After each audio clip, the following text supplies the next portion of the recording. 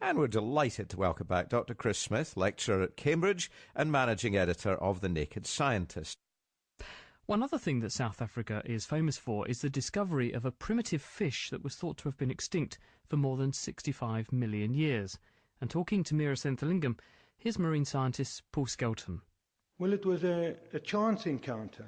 It occurred in December 1938 for the first time. What happened there was a South African trawler coming into harbour on the day before Christmas.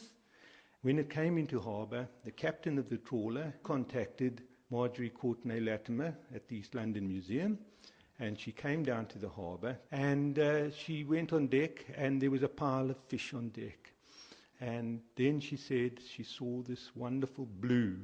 She had the first specimen of the living coelacanth to be found and reported.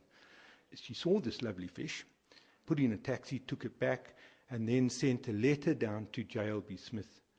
J.L.B. Smith was a chemistry professor at Rhodes University, but a well-known ichthyologist.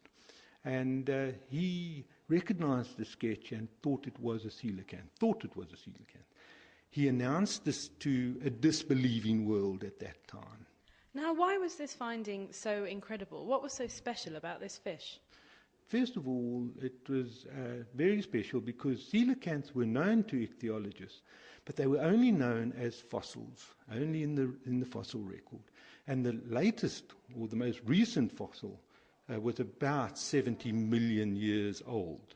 So when this came up, there was a gap of 70 million years between the known fossil record and this living specimen. So stunning because it is of a lineage of great interest to ichthyology. It's got unique features that no other fishes, living fishes at least, have.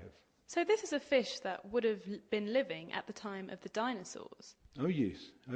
It goes right back to Devonian times, before the dinosaurs. What marks it as a unique species, this coelacanth?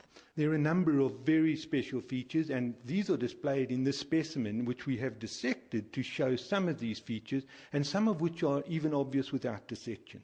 So the fins, for example, if you look at the structure of several of the fins, they are unique in having like a limb. That is very, very unusual. And in fact, the structures of those limbs are predecessors in a way to the tetrapod limb. They've got the bone structure of a tetrapod limb. Now this is a very large fish. I'd say this particular specimen is over a metre, maybe 1.25 metres long? Yes, this is not the largest specimen on record, but it is a full-grown adult. Yes, they get pretty big, up to around about 2 metres in length, so that's the height of a man. And they get up to around about at least 100 kilograms in weight. So they are big fishes. So where do you find this fish? Where does it live? We now know that the coelacanth is widespread off the East African coast. They've also been found in Indonesia. About 10 years ago, a single specimen was reported, and then a subsequent specimen was actually collected. We suspect we don't know the full story of their distribution, but it's much more widespread than we believed at first. Now, what do you think the information that we know about this coelacanth and the fact that it existed so long ago can help us understand more about in science? Oh, there's lots they can tell you.